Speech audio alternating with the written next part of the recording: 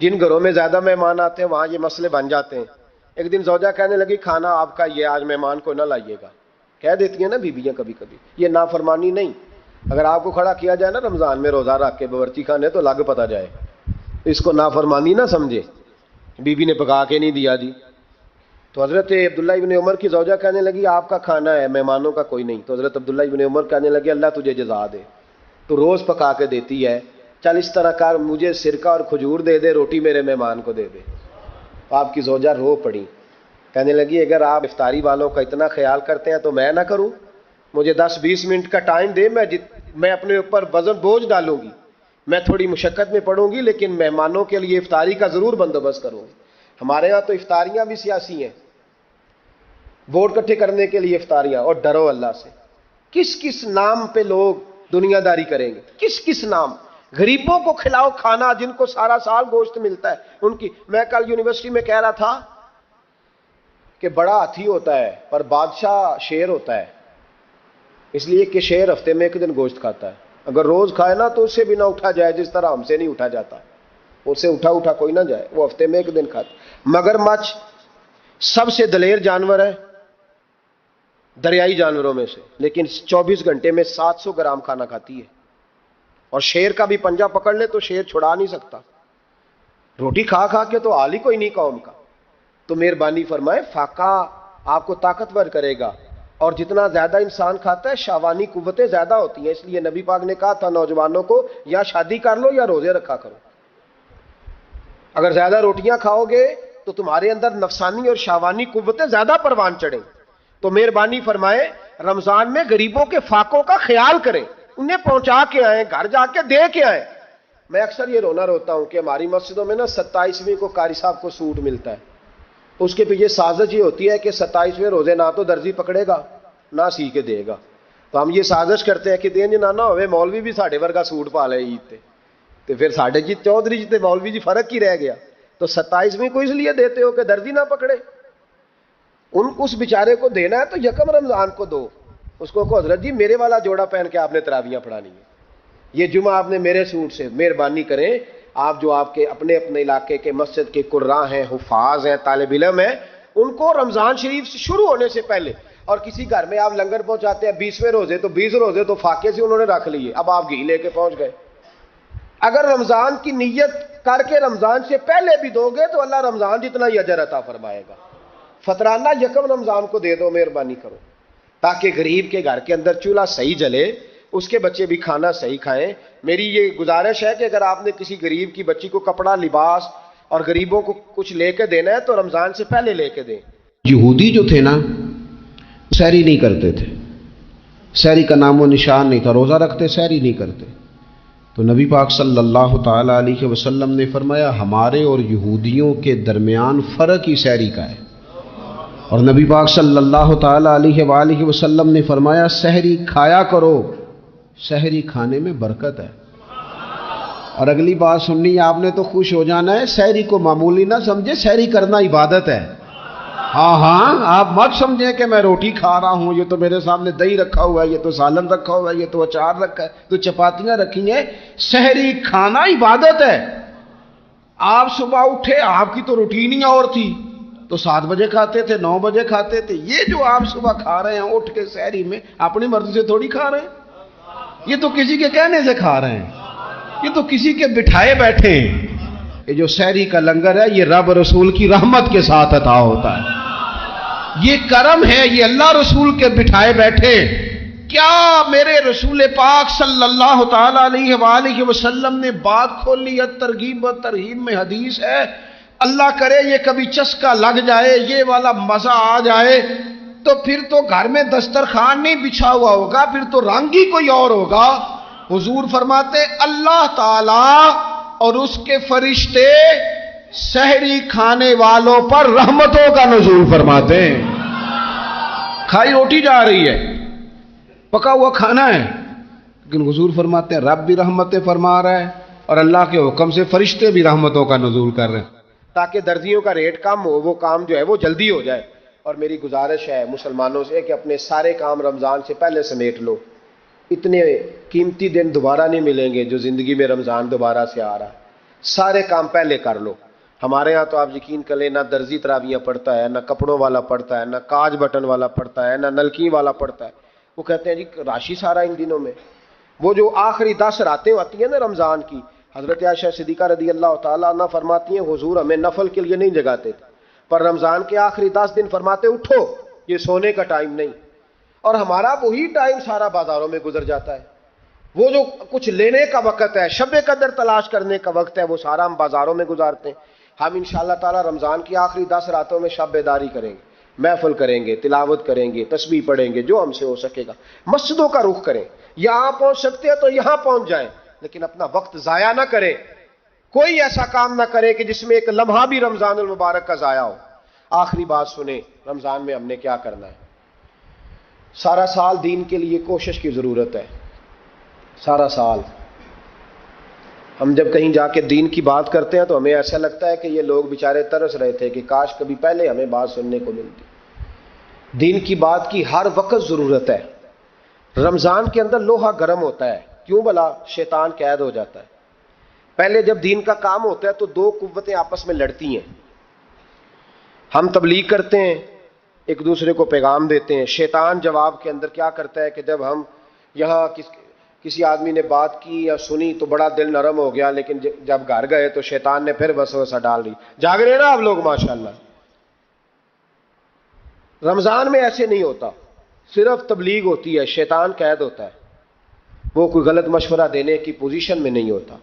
اب ہمیں کیا کرنا چاہیے کہ تبلیغ زیادہ کرنی چاہیے. رمضان میں درس زیادہ دینے چاہیے، درس زیادہ سننے چاہیے. زیادہ سے زیادہ جو بے نمازی ہے نا اس کو لانا چاہیے، جو روزہ نہیں نہ رکھتا اس پہ.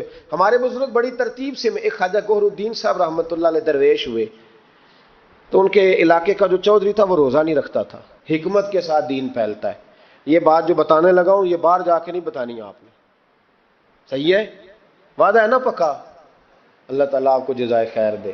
کچھ لوگوں سے یہ بات اس لیے کی جاتی ہے کہ ان کو پریشانی ہو جاتی ہے، کہتے ہیں جی ضرور ڈکیا ہے ضرور دسنی ہے، باقی چاہے ولا تقرب حاضر شاجرا. بہرحال وقت نہیں مرنا اس پہ کوئی بات کرتا. خواجہ گور الدین صاحب کے علاقے کا چودھری نا وہ روزہ نہیں رکھتا تھا. تو آپ کہتے ہیں میں درخت کے سائے کے نیچے بیٹھا ہوتا تھا تو وہ صبح صبح ہل لے کے چلا جاتا، تو جب وہ واپس آتا نا دوپہر کو تو اس نے حقہ پکڑا ہوتا اور کش لگا رہا تھا. خواجہ صاحب نے ایک دن بلایا، کہتے چودھری تو روزہ کیوں نہیں رکھتا؟ اپنی بولی میں پنجابی میں کہنے لگا جی عورتیں جان چھٹ دیا، حقہ سیاپا میری جان نہیں چھڑدا، مینو روٹی پانی دا کوئی نہیں ہوکا، اگر مینو نہ طلب کرے تو میں روزہ رکھ لاں.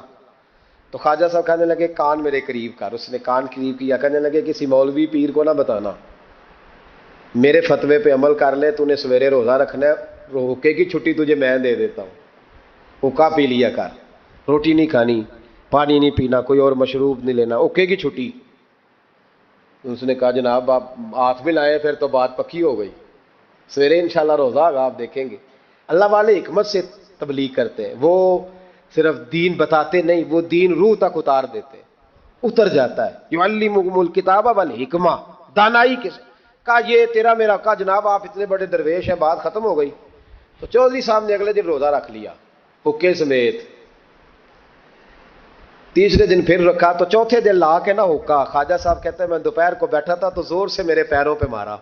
کہنے لگے میں کڈا پاگل ہاں، نہ کھانا نہ پینا، یہ ٹکر تو بغیر سر سکتا ہے تو حقے تو بغیر بھی سر جاتا ہے. اے پہ آج حقہ، میں اس کو بھی نہیں پیوں گا آج کے بعد، چھٹی ہو گئی. اگر روٹی تو بغیر ٹائم لگتا ہے تو حقے تو بغیر بھی. میرے ساتھ ایک حاجی صاحب 40 دن کے لیے گئے تھے حرمین شریف حج کرنے. ایئرپورٹ پہ انہوں نے سگریٹ لگا لیا تو میں نے کہا صاحب اس کو چھوڑ کے دیکھے بھلا کیا ہوتا ہے. 40 دن میرے ساتھ واپس رہے. کہنے لگے اللہ جانتا ہے حضرت جی کچھ بھی نہیں ہوا، ایسے ہی مصیبت. تو بھائی کچھ بھی نہیں ہوتا، آپ تھوڑا سا دیکھیں کون آدمی نہیں رکھتا اس کو سمجھائیں، حکمت کے ساتھ سمجھائیں. اسی طریقے سے یہ جائز نہیں ہے، ویسے روزہ رکھ کے حقہ پینا جائز نہیں. انہوں نے اس خاص آدمی کے لیے حکمت بیان کی تھی. میں نے پہلے عرض کیا ہے کہ چیز کو اس کے مقام پر لینا چاہیے، مقام سے آگے پیچھے نہیں کرنا چاہیے. تو یاد رکھیں حکمت کے ساتھ جو لوگ نماز نہیں پڑھتے انہیں قائل کریں، جو عورتیں پردہ نہیں کرتی ان عورتوں کو قائل کریں. ان پر ضرور آپ جو ہے وہ توجہ فرمائیں. ہم تھوڑی سی کوشش کرتے ہیں رمضان المبارک میں، جیسے کہ میں نے کہا ہم کوشش کرتے ہیں کہ دین کا کچھ کام زیادہ کیا جائے. اگر آپ کو روزہ رکھ کے نیند آتی ہے تو مجھے بھی بڑی آتی ہے، بڑی نیند آتی ہے. اور آپ حیران ہو گئے کہ گرمیوں کے روزوں میں جب 1 گھنٹہ سویرے تقریر کرنی ہوتی ہے تو گلا خشک ہو جاتا ہے، بس ہو جاتی، لیکن ہم سمجھتے ہیں کہ ہماری اوقات نہیں، تو اللہ کا کرم ہے کہ اس نے دین کے کسی کام لگا دیا ہے. تو ہم کہتے ہیں اگر مزدوری کرنی پڑے کسی کو تو وہ بھی تو بیچارہ کرتا ہے نا. تو انشاءاللہ تعالی یہ 9واں سالانہ ہمارا درس قرآن ہوگا. 9 سال ہو جائیں گے جب ہم ہر سال فجر کے بعد درس قرآن دیتے ہیں. اس دفعہ میرے لیے ذرا زیادہ مشکل تھی. مجھے پورے ملک سے لوگوں نے کہا کہ 5 دن ہمارے پاس، 4 دن اس شہر میں، 3 دن اس شہر میں. اس میں مجھے کچھ بہتریاں بھی نظر آ رہی تھیں. کچھ اس پہ ہم نے مشاورت بھی کی کہ 4 دن کے مختلف شہروں میں درس رکھے جائے. پھر میرے کونے سے ایک آواز آئی دل کے کہ سارا سال ہم گھومتے ہیں لیکن یہ 1 مہینہ جو ہے یہ اپنے شہر میں ہی بتانا ہے، یہی رہنا ہے. انشاءاللہ باہر سے بھی لوگ آتے رہیں گے. آپ سے میری اپیل ہے کہ آپ میزبان ہیں، آپ صبح وقت پہ وہاں پہنچیں، ٹائم پہ آئیں اور دوسرے آنے والوں کا استقبال کریں. الحمدللہ ہزاروں لوگ اس میں شریک ہوتے ہیں. اس دفعہ بھی حسین معراج ہال میں درس قرآن ہوگا انشاءاللہ تعالی. تو روزے کا معنی رکنا ہے. روزے کا معنی بولیے، روزے کا معنی رکنا. کس سے؟ جھوٹ سے، غیبت سے، بدی سے، بدنگاہی، کھانے پینے. روزہ کس پہ فرض ہے؟ امیروں پہ کہ غریبوں پہ؟ جی کہنے نے میں تے کام ہی، میرا تو کام ہی محنت مزدوری والا، میں کیسے روزہ رکھوں؟ میں تو دیہڑی لگاتا ہوں تو روزہ کیسے رکھوں؟ میں نے نہیں کسی حدیث میں پڑھا کہ روزہ وہ رکھے جو دفتر میں بیٹھتا ہے. صحابہ کے زمانے میں تو دفتر ہوتے ہی نہیں تھے. کسی جگہ نہیں لکھا ہوا روزہ وہ رکھے گا جو اے سی میں بیٹھتا ہے. تب تو اے سی تھے ہی نہیں. حضرت ابو بکر صدیق رضی اللہ تعالیٰ عنہ سے لے کر جناب بلال تک سارے اپنے ہاتھ سے کام کرتے، سارے اپنے ہاتھ سے کام کرتے، سارے. حضرت عمر فاروق رضی اللہ تعالیٰ عنہ خلیفہ وقت ہونے کے باوجود مال غنیمت کے اونٹ چرنے جاتے تھے تو چراگاہ میں چھوڑنے میں جاتے تھے، لینے بھی آتے تھے واپس. سارے لوگ اپنے ہاتھوں سے مشقت والے کام کرتے. حضرت بلال مزدوری کرتے، سلمان فارسی مزدوری کرتے، مقداد مزدوری کرتے، صحابہ مزدوریاں کرتے، روزے رکھتے. اور رمضان کے جانے کا وقت ہوتا تو در رسول پہ کھڑے ہو کے عرض کرتے محبوبہ دل نہیں بھرا، دل کرتا ہے کبھی رب سارا سال ہی روزے عطا کرے، سارا سال رمضان دے تو ہم سارا سال روزے رکھنے کو تیار ہیں. جذبہ تھا، طاقت تھی، ہمت تھی. آج نوجوان لڑکا ہے کہتا ہے مجھ سے بھوک برداشت نہیں ہوتی. میرے بھائی رب بیماری لا دینا، اللہ سے دعا مانگے اللہ شفائیں عطا فرمائے، اور دعا کرے اللہ آزمائش سے محفوظ فرمائے. آپ یقین کریں میں نے لوگوں کو دیکھا ہے حلق سے قطرہ نہیں اترتا، خوراک کی نالی لگی ہوئی ہے، اعلیٰ غذائیں پکی ہوئی پڑی ہے. عرش کا مالک کہتا ہے میں تیرے حلق سے گزرنے نہیں دوں گا. قانون بن گیا. میں نے دیکھا ہے ڈرپ پہ لوگ زندہ ہے، بوتل لگی ہوئی ہے گلوکوز کی، گزارا چل رہا. اعلیٰ غذائیں پڑی ہیں، لاکھوں روپیہ تجوری میں پڑا ہے. مالک کہتا ہے تو نہیں کھا سکتا تو وہ کھانے نہیں دیتا، نہیں کھانے دیتا. ایک شخص یورپ کے علاقے کا، میں کسی کالم نویس کا پڑھ رہا تھا، وہ کہتا ہے میری خربوں میں جائیداد ہے لیکن میرے معدے میں ایسی تکلیف ہے کہ میں آٹے کو چھان کر جو اوپر سے بورا نکلتا ہے صرف وہ کھا سکتا ہوں، اس کے علاوہ میں کائنات کی کوئی نعمت کھا نہیں سکتا. اور میرے بھائی وہ جب چاہے تو بڑے بڑے کھانے کھانے سے تجھے روک دے، تیرے دانت چبانے کے قابل نہ رہے، زبان نگلنے کے قابل نہ رہے، معدہ تیرا ہضم کرنے کے قابل نہ رہے. وہ جب چاہے تو جو مرضی کر لے. وہ کہتا چل تو میری مرضی پہ چلنا، 1 مہینہ میرے کہنے پہ نہ کھا، 1 مہینہ میرے کہنے پہ نہ کھا. تو یا اللہ تو کیا کرے گا؟ فرمایا صوم تصحو. میرے نبی پاک نے فرمایا تم روزے رکھو اللہ تمہیں صحت عطا فرما دے گا، اللہ تندرستیاں دے دے گا، شفائیں دے دے گا. تم روزے رکھو اللہ تمہیں، سبحان اللہ، اللہ تمہیں، اللہ طاقت دیتا ہے، ہمت دیتا ہے، اللہ ہمت دیتا ہے. میں نے دیکھا ہے، میں نے بزرگوں کو دیکھا ہے، ضعیف لوگوں کو دیکھا ہے، کمزور لوگوں کو دیکھا ہے. میں نے دیکھا ہے روزے رکھتے ہوئے، مزدوروں کو دیکھا ہے روزے رکھتے ہوئے. میں اپنے ابا جی کو کہتا ابا جی اتنی سخت گرمی اور مزدوری آپ کرتے اور مزدوری کے عالم میں روزہ رکھتے تو کہتے پتر روزہ کی آندا ہے، روزہ کدوں کو جاندا ہے، روزہ اپنی جگہ تے بے مزدوری اپنی جگہ ہوتے. اور کئی دفعہ مینوں فرمان لگیا مینوں یار سمجھ کوئی نہیں لگتی، پتہ نہیں روزے چ اللہ طاقت کتوں دے چھڑدا ہے اتنی زیادہ، کام بھی زیادہ کریدا ہے تے روزہ بھی بھائی صوم تصحو. میرے مصطفیٰ نے فرمایا تو روزہ رکھ اللہ تجھے صحت عطا فرما دے گا. رب تعالیٰ تجھے، یہاں ہوٹل کھلے ہوئے ہیں، یہاں عجیب حالات ہیں، ہوٹل کھلے ہوئے ہیں، لوگ بہانے ڈھونڈتے پھرتے ہیں, کہتے ہیں کٹ لگ گیا تھا, ذرا تھوڑا سا خون نکل آیا, سنی پلاس لگائی ہے تو روزہ نہیں رکھا, یہ ذرا مجھے تھوڑی دقت ہو گیا تو میں نے روزہ نہیں رکھا, کھانسی لگ گئی ہے تو روزہ نہیں رکھا. او خدا کے بندے, روزہ تو نعمت ہے. اور سبحان اللہ, میرے نبی پاک نے فرمایا لکل شیء زکات و زکات الجسد الصوم, فرمایا ہر شے کی زکات ہوتی ہے, وجود کی زکات روزہ ہے. روزے رکھو جسم کی زکات نکل جائے گی.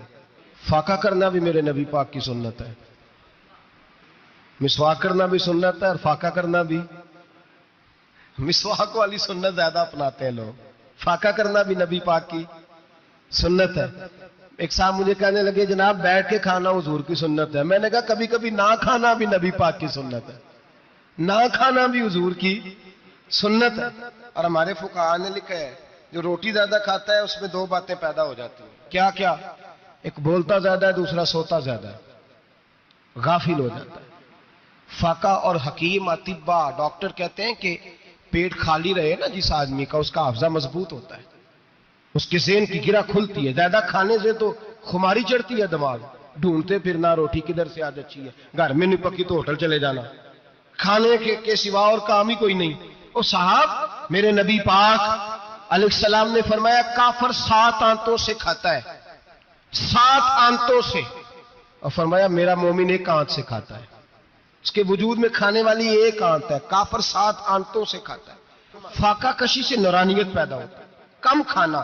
دیکھیں نا نبی پاک صلی اللہ علیہ وسلم نے اللہ سے فاقہ مانگ کے لیا, یا اللہ 1 وقت روٹی دے, 1 وقت کا فاقہ دے, مانگ کے لیا نبی پاک نے, مانگ کے.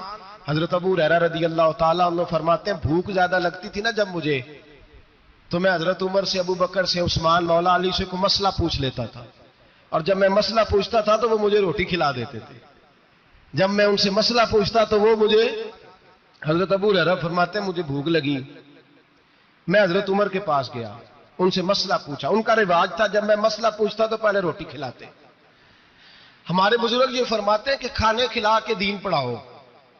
صرف تمہارا کتب خانہ نہیں کھلا ہونا چاہیے, تمہارا دسترخوان بھی کھلا ہونا چاہیے. کسی نے نبی پاک صلی اللہ علیہ وسلم سے پوچھا تھا بہترین مسلمان کون ہے؟ حضور نے فرمایا جو سلام لینے میں پہل کرے اور روٹی زیادہ کھلائے. جو روٹی ہر وقت فکر کرے آ یار تو روٹی کھا لے, روٹی کھانے کی طرف توجہ دلائے. کھلانا سنت ہے, زیادہ کھانا اس میں بھی فرق رکھے. تو نبی پاک صلی اللہ علیہ وسلم کے صحابی حضرت ابو ہریرہ رضی اللہ تعالیٰ عنہ فرماتے ہیں میں نے حضرت عمر سے مسئلہ پوچھا. میں نے کہا حضور مسئلہ بتائیں, تو کہتے پہلے ان کی عادت تھی جب میں مسئلہ پوچھتا تو روٹی بھی کھلاتے. آج انہوں نے مسئلہ ہی بتایا ہے, روٹی کوئی نہیں کھلائی. تو مجھے کہنے لگے ابو ہریرہ تو سوچتا ہوگا روٹی نہیں اس نے پوچھی, تو نے کب سے کھانا نہیں کھایا؟ میں نے کہا صبح سے. تو جناب عمر کہنے لگے میں نے کل صبح سے نہیں کھایا. چل ابو بکر صدیق کے گھر مسئلہ پوچھتے ہیں. کہتے جناب صدیق اکبر کے دروازے پہ گئے, جا کر کے ان سے مسئلہ پوچھا. ان کی بھی عادت تھی جب کوئی مسئلہ پوچھنے جاتے تو دسترخوان بچھا لیتے, کہتے آؤ روٹی بھی کھلاتا ہوں مسئلے بھی بتاتا ہوں. کہتے ہیں گئے تو انہوں نے بھی مسئلہ بتایا, روٹی کوئی نہ پوچھی. تو کہنے لگے عمر ابو ہریرہ تم لوگوں نے کل پرسوں سے نہیں نہ کھایا ہوگا. اور ابو بکر کو 4 دن گزر گئے ہیں, تھوڑا سا دودھ ملا ہے یا کھجور ملی ہے, روٹی کوئی نہیں ملی. چلو در رسول پہ چلتے, آؤ حضور کی بارگاہ. کہتے ہیں نبی پاک کی بارگاہ میں آئے, حضور نے چہرے دیکھے, کریم سے مسئلہ نہیں پوچھنا پڑا. میرے مصطفیٰ کریم نے فرمایا بھوک لگی ہوئی ہے تم تینوں کو, 3-4 دن ہو گئے. اللہ کے رسول نے فرمایا مجھے پورا ہفتہ ہو گیا ہے. سبب کچھ اور ہے جس کو تو خود سمجھتا ہے. زوال بندہ مومن کا بے زری سے نہیں, بھوک نقصان کا وجہ نہیں بنی, وجہ کوئی اور بنی ہے. رشوتیں جو بازار گرم ہوئے ہیں لوٹ مار کے, یہ روٹی کے لیے نہیں, یہ زیادہ کھانے کے لیے, یہ بینک بیلنس کے لیے گرم ہے. یہ لوٹ مار کا مقصد کوٹھیاں بنانا ہے, روٹی کا تو رب کریم کا وعدہ ہے. جو روز روتا ہے شام کو کہ میرا کاروبار کوئی نہیں, اصل میں کہتا ہے بنگلہ کوئی نہیں, اصل میں کہتا ہے کار کوئی نہیں, پجارو کوئی نہیں, روٹی تو